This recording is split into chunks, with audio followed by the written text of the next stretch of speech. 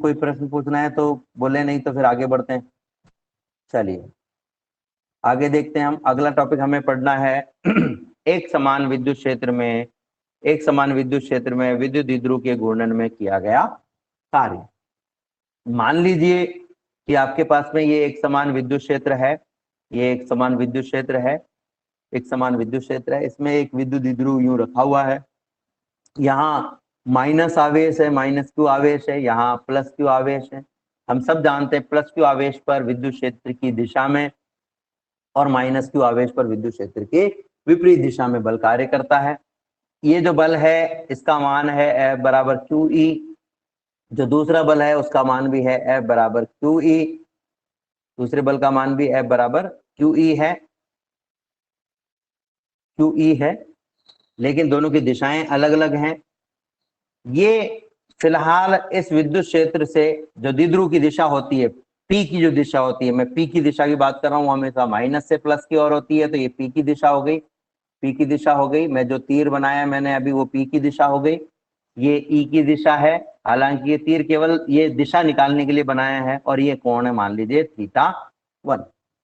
अब मैं इसको थोड़ा सा घुमा देता हूं और घुमा करके मैं इसको θ1 से θ2 कोण पर ले आ जाता हूं। मान लो मैंने इसको यूं घुमा दिया, वापस से बना रहा हूं मैं इसको, और मैं इसको घुमा रहा हूं किसी भी दूसरी दिशा में। अब इस कोण θ2 कोण पे घुमाने का मतलब ये नहीं है कि कोण को बढ़ाया ही है, ऐसा भी हो सकता है कि कोण को घटाया गया हो, ठीक है ना। तो इस तरीके से ये मान लीजिए विद्युत क्षेत्र था, पहले ये ऐसे था माइनस क्यू और प्लस क्यू θ1 कोण पर। अब ये घूम करके थोड़ा सा यूं हो गया, यूं हो गया, तो भी ये माइनस क्यू आवेश पर बल किधर होगा, हमेशा विद्युत क्षेत्र के विरुद्ध, और प्लस क्यू पर हमेशा विद्युत क्षेत्र की दिशा में, यानी बल की दिशाएं तो वो की वही रहेंगी, ठीक है।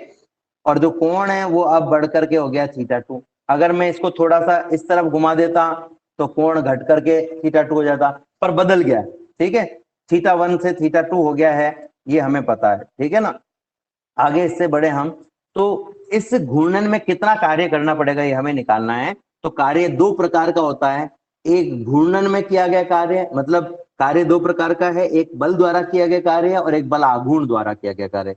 जब भी वस्तु घूर्णन करती है या रैखिक गति करती है तो दोनों ही गति में अलग अलग कार्य किए जाते हैं। रैखिक गति में किया गया कार्य बल द्वारा होता है और घूर्णन गति में किया गया कार्य बल आघूर्ण द्वारा होता है। तो अगर हम बल की बात करें तो इस पर एक बल तो इस दिशा में लग रहा था और दूसरा बल इसके ठीक विपरीत लग रहा था, दोनों का मान बराबर था, इसका मान भी Q इंटू ई है और दूसरे बल का मान भी Q इंटू ई है। तो मुझे ये बताओ कि टोटल परिणामी बल कितना होगा, कोई बता सकता है परिणामी बल कितना होगा? कोई भी? बिल्कुल, वेरी गुड, एक पारिक ने बिल्कुल सही बताया कि टोटल बल कितना हो जाएगा, 0 हो जाएगा, क्योंकि दोनों बल का मान बराबर और एक दूसरे के विपरीत है। तो बल का मान 0 हो गया, यानी बल के द्वारा तो कोई कार्य किया ही नहीं जा रहा। अब बचा कौन? बल आघूर्ण। तो बल आघूर्ण का जो सूत्र होता है वो हम पहले ही देख चुके हैं पूर्व चैप्टर में, टॉर्क क्यू बराबर होता है P into E sine of theta, ठीक है। क्योंकि बल 0 है तो बल द्वारा कोई कार्य नहीं किया जा रहा है, लेकिन बल आघूर्ण द्वारा किया गया कार्य, इसे अपन कहते हैं घूर्णी गति में किया गया कार्य, घूर्णन में किया गया कार्य। और इस कार्य का मान होता है dw बराबर torque Q D theta. D theta का मतलब है डी थीटा कोण से घूर्णन कराने में किया गया कार्य। अगर मैं इसकी जगह लेता हूं टॉर्क क्यू इंटू थीटा, तो मतलब थीटा कोण से घूर्णन कराने में किया गया कार्य, ठीक है। तो फिलहाल हम torque Q into D theta ले रहे हैं, डी थीटा कोण से घूर्णन कराने में किया गया कार्य। अब मान लो कि आप इसको 40 डिग्री से 80 डिग्री तक घुमा रहे हो, ठीक है सपोज, पर मैं जो कार्य यहां पर निकाल रहा हूं डी थीटा, 40 से 80 के बीच का अंतर होता है 40 डिग्री, या इसको 40 की जगह मैं ले लेता हूं 30, थोड़ी सी देर के लिए मिसकंसेप्शन नहीं होगा, 30 डिग्री। तो 30 से 80 के बीच का जो अंतर है वो है 50 डिग्री, यानी टोटल 50 डिग्री कोण से घुमाने में आपको कितना कार्य करना पड़ेगा ये हमें निकालना है, मान लीजिए। पर मुझे एक साथ निकालना नहीं आता, या मेरे पास में कोई ऐसी विधा नहीं है जिससे मैं एक साथ निकाल सकूं, तो मैं ऐसा कर लेता हूं 30 से 40 तक घुमाने में कितना कार्य करना पड़ा, 40 से 50 तक, 50 से 60 तक, 60 से 70 तक, 70 से 80 तक। मान लीजिए 30 से 40 तक घुमाने में जो कार्य करना पड़ा वो है टॉर्क क्यू डी थीटा, यानी अल्प कोण से घुमाने में टॉर्क क्यू डी थीटा कार्य करना पड़ा। तो संपूर्ण कोण से घुमाने में कितना कार्य करना पड़ेगा? तो ऐसा करोगे भाई, थोड़े छोटे से टुकड़े जो करके हमने निकाले हैं, डी थीटा कोण के लिए निकाला, ऐसे और भी डी थीटा कोण के लिए निकाल करके उनको जोड़ दो या फिर समाकलन कर दो। समाकलन करने पर हमारे पास में लिमिट आ जाएगी कि भाई हम θ1 से θ2 कोण तक निकाल रहे हैं। तो इसका समाकलन कर दिया 0 से W, ठीक है। डी डब्ल्यू का समाकलन करेंगे तो आएगा W, कहां से कहां तक? 0 to W, डायरेक्ट भी लिख सकते हो W, ठीक है। डी डब्ल्यू का समाकलन डायरेक्ट भी W लिख सकते हो आप, कोई दिक्कत वाली बात नहीं है। तो इसका समाकलन तो हो गया W। अब हमें देखना है कि टॉर्क्यू डी थीटा का मान। तो टॉर्क्यू डी थीटा में टॉर्क्यू का मान होता है, टॉर्क्यू का मान होता है P E sine of theta into D theta, ये ऊपर है, ठीक है, इंटीग्रेशन। अब हमें देखना है कि कौन कौन इस डी थीटा पर निर्भर करता है और कौन कौन नहीं करता है। जो करता है उसको अंदर रखना है, जो नहीं करता है उसको बाहर निकाल लेना है। तो हम देखते हैं, सबसे पहले हमें दिया हुआ है कि विद्युत क्षेत्र एक समान है। जब विद्युत क्षेत्र एक समान है, इसका मतलब विद्युत क्षेत्र नहीं बदल रहा है, तो विद्युत क्षेत्र को बाहर ले लिया, विद्युत क्षेत्र कांस्टेंट हो गया। जो कांस्टेंट है वो तो किसी पर निर्भर कर ही नहीं सकता है। अब हम करते हैं पी की बात, तो पी बराबर होता है Q इंटू 2A। क्या मेरे आपके हाथ में एक पेन है, ठीक है, अगर आप पेन को थोड़ा सा घुमाओ तो पेन की लंबाई चेंज हो जाएगी क्या? नहीं, जवाब नहीं होगी सर। नहीं होगी। तो ऐसे ही इस विद्युत द्विध्रुव को हम घुमाएंगे तो क्या माइनस और प्लस आवेश के बीच की दूरी चेंज हो जाएगी?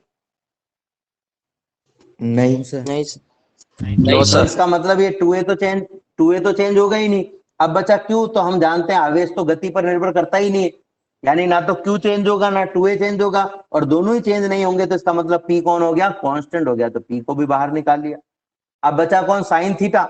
तो साइन थीटा में ये साइन थीटा इस थीटा पर निर्भर करता है, डी थीटा पर, डी थीटा के सापेक्ष कर रहे होते हैं। तो डी थीटा के सापेक्ष करने का मतलब है थीटा पर कौन कौन निर्भर करता है, कोण पर कौन कौन निर्भर करता है। तो साइन थीटा तो कोण पर निर्भर करता ही है, उसके तो अंदर दिया हुआ ही थीटा है, इसलिए साइन थीटा को हम बाहर नहीं निकाल सकते। साइन थीटा अंदर का अंदर रह जाएगा, ये हो जाएगा θ1 से θ2। तो P बाहर आ गया, E बाहर आ गया, लेकिन साइन थीटा अंदर रह गया है। तो आप देख सकते हो, ये जो हमने लिखा है, ये जो मैंने अभी आपको बताया है, मैं इसको अंडरलाइन करके एक बार फिर से समझा देता हूं। घूर्णन गति में बल आघूर्ण का मान टॉर्क बराबर पीई साइन थीटा होता है। यदि हमें इसे इस द्विध्रुव को डी थीटा कोण से घुमाना पड़े तो डी थीटा कोण से घुमाने में किया गया कार्य डी डब्ल्यू बराबर टॉर्क डी थीटा होगा। विद्युत द्विध्रुव को अगर हम संपूर्ण कोण θ1 से θ1 तक घुमाने में कार्य निकालना चाहें तो इसका समाकलन कर दीजिए। डी डब्ल्यू का समाकलन W होता है, दूसरी तरफ हो जाएगा समाकलन θ1 से θ2 टॉर्क्यू डी थीटा। टॉर्क्यू का मान अभी अभी हमने पीछे देखा था, पीई साइन थीटा है, यहाँ पर रख दिया पीई साइन थीटा हमने, ठीक है, पी साइन थीटा हमने रख दिया। अब इस पी साइन थीटा में से P और E को बाहर ले लिया है। तो ये यहां तक मैंने आपको बता दिया था। अब अपने पास में अंदर क्या बचा? तो बाहर तो आपके पास में आ गया है बराबर, लेफ्ट में तो W है, बाहर आ गया आपके पास में बराबर P into E into integration θ1 to θ2 sine theta D theta. Sine theta का थीटा के सापेक्ष समाकलन करना है। साइन थीटा का समाकलन होता है माइनस का कॉस थीटा। तो ये हो जाए, ये याद रखना पड़ेगा आपको, P into E bracket minus का कॉस थीटा, कहां से कहां तक? θ1 से θ2 तक। समाकलन करने के बाद में हमने लिमिट लगा दी। अब देखो बच्चों, लिमिट का किसी भी कांस्टेंट पर कोई प्रभाव नहीं पड़ता। तो आप ध्यान दो, कॉस थीटा के साथ में इस ब्रैकेट में कांस्टेंट दिया हुआ है, किसी को दिख रहा है क्या वो कांस्टेंट? कॉस थीटा के साथ में ब्रैकेट में कोई कांस्टेंट दिखाई दे रहा है क्या आपको? माइनस नहीं है कांस्टेंट, माइनस तो चिन्ह है, माइनस कभी कांस्टेंट हो ही नहीं सकता है। मैं बताता हूं इसके साथ में कांस्टेंट क्या है। इसके साथ में कांस्टेंट है P इंटू ई माइनस का 1 इंटू कॉस थीटा। ये एक्चुअल में माइनस केवल साइन होता है, कांस्टेंट -1 होगा। इसको लिख सकते हैं कि नहीं लिख सकते? माइनस कॉस थीटा को -1 into cos theta. Yes sir. लिख सकते हैं ना? तो इसमें से -1 को बाहर निकाल लो। -1 को बाहर निकाल के जैसे पीई से गुणा करोगे तो क्या जाएगा? माइनस का पीई आ जाएगा, और अंदर क्या रह जाएगा? प्लस का कॉस थीटा रह जाएगा। तो चूंकि कांस्टेंट पर कोई इफेक्ट नहीं पड़ता है, इस लिमिट का इसलिए कांस्टेंट को बाहर निकाला जा सकता है। तो आप देख सकते हो यहाँ पर ये जो हमारे पास में आया P minus cos theta theta 1 to theta 2, इसमें से माइनस को बाहर निकाल लिया गया। अब अंदर क्या रह गया? अब अंदर आपके पास में रह गया है ओनली कॉस थीटा। तो ये आपके पास कुछ इस तरीके से आ जाएगा, माइनस का पी इंटू ई इंटीग्रेशन कॉस थीटा। अब देखो जब भी आप लिमिट रखो तो आप थोड़ा सा पीछे जाओ और ये देखो कि किसके सापेक्ष आपने समाकलन किया। हमने किया है थीटा, डी के साथ में जो लिखा रहता है ना उसके सापेक्ष, डी के साथ में थीटा लिखा है, तो हमने थीटा के सापेक्ष समाकलन किया। यानी कि आप जब लिमिट रखोगे तो आपको केवल थीटा को हटाना है। तो हम केवल थीटा को हटा देते हैं, माइनस का पी इंटू ई। और लिमिट रखने का तरीका क्या है? पहले हम रखेंगे उच्च सीमा यानी अपर लिमिट और बाद में निम्न सीमा यानी लोअर लिमिट। तो अपर लिमिट कौन है? थीटा 2। हमें क्या करना है? थीटा के सापेक्ष किया तो इस थीटा को हटा देना, यानी कॉस को अपनी जगह रखना है। कॉस तो अपनी जगह रहेगा, थीटा को हटा के क्या लिख देंगे? थीटा 2। फिर लगाएंगे माइनस का चिन्ह और फिर से हम यही काम करेंगे, कॉस अपनी जगह है, ठीक है, और थीटा को हटा के लगा दिया हमने थीटा 1। तो लिमिट रखना मेरे हिसाब से आ गया होगा आपको समझ में कि कैसे हम रखेंगे। जिसके सापेक्ष समाकलन किया उसको हटाएंगे। अब देखो मान लो इसमें होता है ये कॉस स्क्वायर थीटा या 2 होता है इसके साथ में आगे, सपोज 2 होता तो ये 2 यूं का यूं रह जाता साथ में, दोनों पदों में 2 पर कोई इफेक्ट नहीं पड़ता, केवल इफेक्ट किस पर पड़ता? जिस थीटा के सापेक्ष आपने समाकलन किया उसके। अगर मान लो ये स्क्वायर होता तो स्क्वायर इसमें यूं की यूं आ जाता दोनों तरफ, केवल थीटा चेंज होता। तो जैसे हम लिमिट रखेंगे, इसमें ना तो 2 है ना स्क्वायर है, तो लिमिट हम रख रहे हैं, वापस से मैं बता रहा हूं लिमिट कैसे रख रहे हैं। बाहर माइनस का पी इंटू ई तो ऑलरेडी है, कॉस अपनी जगह है, इस थीटा को हटाकर एक बार अपर लिमिट थीटा 2 रख दी, फिर कॉस अपनी जगह इस थीटा को हटाकर लोअर लिमिट थीटा 1 रख दी। तो क्या आ गया? माइनस का P E cos theta 2 minus theta 1। अब इस माइनस को वापस अंदर ले जाओ, माइनस को वापस अंदर ले जाओगे तो आपके पास में क्या होगा? P इंटू ई, तो P इंटू ई है, जो माइनस की राशि है वो प्लस में हो जाएगी और जो प्लस की राशि है वो माइनस में। तो ये हो जाएगा cos थीटा 1, तो माइनस की राशि थी वो तो हो गई प्लस, और जो cos थीटा 2 प्लस की राशि थी वो हो गई माइनस। ठीक है, इसको और आगे अपन एक बार फिर से समझ लेते हैं पीडीएफ के द्वारा भी। आप देख सकते हैं हमने समाकलन किया था, समाकलन करने के बाद में हमारे पास में आया था पी ई माइनस का कॉस थीटा, इसमें से माइनस को बाहर ले लिया है तो अंदर रह गया ओनली कॉस थीटा। पी बाहर है माइनस का, कॉस थीटा में थीटा की जगह एक बार थीटा 2 रख दिया, फिर माइनस लिख के एक बार थीटा 1 रख दिया है। माइनस को अंदर मल्टीप्लाई करेंगे तो ये हो जाएगा P E cos theta 1 to cos theta 2। ठीक है, अब कुछ विशिष्ट स्थितियां ले रहे हैं कि मान लो जब मैंने इसको घुमाना शुरू किया, ठीक है, तो मैंने इसको संतुलन की अवस्था से घुमाना शुरू किया। मैंने इसको क्या किया कि ये संतुलन की अवस्था कौन सी होती है? जिसमें विद्युत क्षेत्र की दिशा में ही ये विद्युत द्विध्रुव आघूर्ण P की दिशा। और ऐसा कब हो सकता है? जब प्लस Q और माइनस Q को मिलाने वाली जो रेखा है उसमें ये रेखा इस विद्युत क्षेत्र के समानांतर, जैसे चित्र में मैंने बनाया ठीक वैसे हो, तब ऐसी स्थिति में क्या होगा? विद्युत द्विध्रुव आघूर्ण की दिशा माइनस Q से प्लस Q की तरफ होती है और E की दिशा ये दोनों सेम हो जाएंगी। तो इसको कहते हैं स्थायी संतुलन की अवस्था। तो मान लीजिए कि हमने इसको स्थायी संतुलन की अवस्था से घुमाना शुरू किया, यानी कि थीटा 1 का मान फिक्स हो गया कि थीटा 1 का मान तो 0 है। ठीक है, अब कहां पर घुमाया? तो इसको हम अलग अलग कंडीशन देख रहे हैं। हमने अज्ञात कोण थीटा 2 बराबर थीटा तक घुमाया है, यानी कि थीटा 1 का मान तो रख दो 0 और थीटा 2 का मान रख दो थीटा। ठीक है, कोण कितने कौन कौन से कोण से घुमा सकते हुए? 0 डिग्री से या तो आप 90 डिग्री पे घुमाओगे, या 180 पर घुमाओगे, या इनके बीच में किसी और कोण पर घुमाओगे। या तो 0 डिग्री से 90 पे घुमाओगे, या 180 पर, या इसके बीच में कोई और कोण हो सकता है। अब वो और कोण कौन है? जो कुछ भी हो सकता है। तो 90 या 180 के अलावा सभी कोणों के लिए हम थीटा मान लेते हैं। तो थीटा 1 का मान तो रख दिया 0 हमने, देखें आप यहां पर 0 रख दिया, तो पी कॉस 0 माइनस थीटा 2 की जगह थीटा रख दिया। कॉस 0 का मान होता है 1, कॉस 0 का मान कितना होता है? 1, और कॉस थीटा का मान जो भी थीटा का मान होगा उसके अनुसार ये डिसाइड हो जाएगा। तो ये अपने पास में आ गया। बच्चों ये समझ में आया क्या? स्थायी संतुलन की अवस्था से आपको वहां ये नहीं दिया हुआ होगा कि थीटा 1 बराबर 0 से थीटा 2 बराबर थीटा तक घुमाओ। आपको दिया होगा स्थायी संतुलन की अवस्था से किसी कोण तक घुमाने में, तो स्थायी संतुलन की अवस्था मतलब प्रारंभिक कोण 0 था और किसी कोण मतलब अंतिम कोण का मान कुछ भी हो सकता है, तो कुछ भी को अपन ने थीटा मान लिया।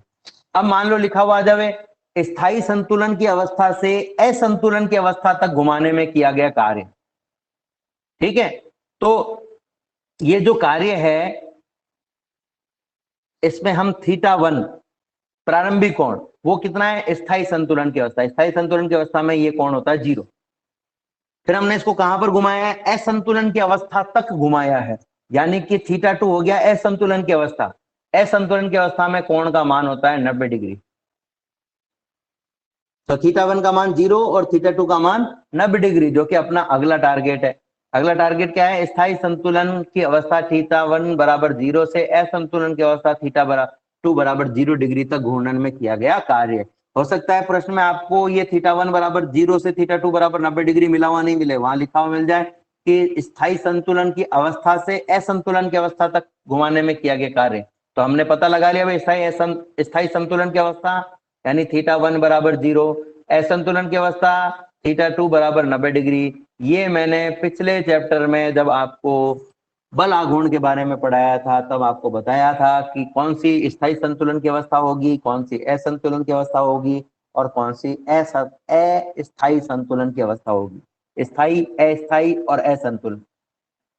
ठीक है, खैर वापस हम यहीं पे आगे बढ़ते हैं। तो θ1 का मान हमने 0 रख दिया है, θ2 का मान हमने 90 रख दिया है, तो हमारे पास में आ जाएगा W बराबर P इंटू ई कॉस θ1, θ1 बराबर 0 माइनस कॉस 90, θ2 की जगह 90, तो ये आ जाएगा W2 बराबर P इंटू ई कॉस 0 का मान होता है 1 और कॉस 90 का मान होता है 0, तो 1 minus 0 equal to 1, 1 into P, तो W2 बराबर हो जाएगा P इंटू ई।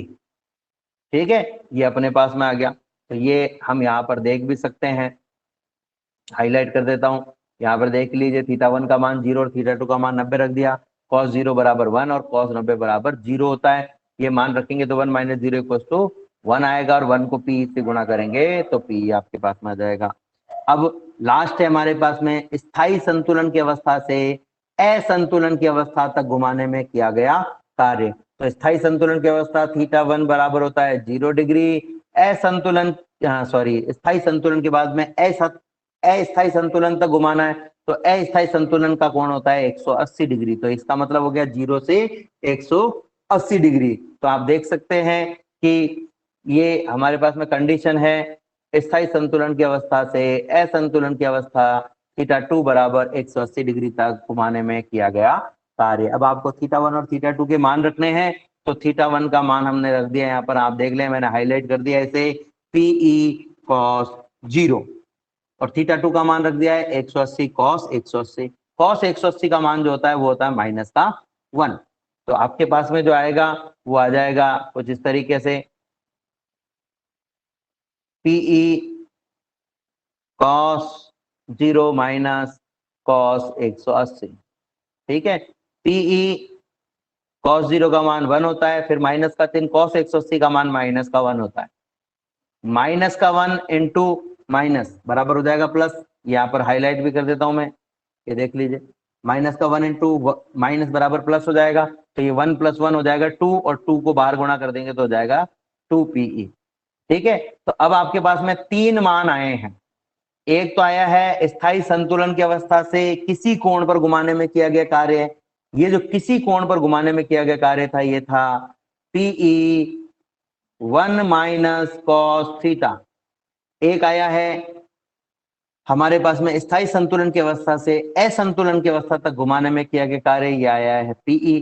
और फिर आया स्थायी संतुलन की अवस्था से अस्थायी संतुलन की अवस्था तक घुमाने में किया गया कार्य, ये आया है 2P। ये जो पहला मान है PE into 1 minus cos theta, इसका मान हमेशा PE से कम आएगा, हमेशा PE से कम आएगा, क्योंकि यहाँ 1 में से हम कॉस थीटा को घटा रहे हैं। जब 1 में से किसी राशि को घटाएंगे तो वो 1 से छोटी आएगी और छोटी आएगी तो उसको PE से गुणा करेंगे तो और भी छोटी आ जाएगी, हमेशा नहीं, सॉरी मैंने बाय मिस्टेक हमेशा बोल दिया है। इसका मान PE से छोटा भी हो सकता है, PE से बड़ा भी हो सकता है, लेकिन 2PE से बड़ा नहीं हो सकता। जब भी कोण का मान 90 डिग्री से बड़ा होगा जब भी कोण का मान, थीटा का मान 90 डिग्री से बड़ा होगा तो इसका मान पी से बड़ा आएगा, लेकिन 2p से छोटा आएगा। और जब भी कोण का मान 90 डिग्री से छोटा होगा तो इसका मान p से छोटा होगा। यानी पहला जो आपके पास में, इसका मान p से छोटा भी हो सकता है और p से बड़ा भी हो सकता है, लेकिन 2pe से बड़ा कभी नहीं हो सकता। इसका मतलब सबसे बड़ा मान कौन सा है? 2p। अब ये प्रश्न ऐसे घुमा के दे दिया आपको कि किसी, ध्यान से सुनना, किसी विद्युत द्विध्रुव को घूर्णन कराने में अधिकतम कार्य कब करना पड़ता है? तो आप क्या कहेंगे? जब भी किसी विद्युत द्विध्रुव को स्थायी संतुलन की अवस्था से अस्थायी संतुलन की अवस्था में घूर्णन कराया जाता है तो किया गया कार्य सर्वाधिक होता है, इसका मान 2pe होता है।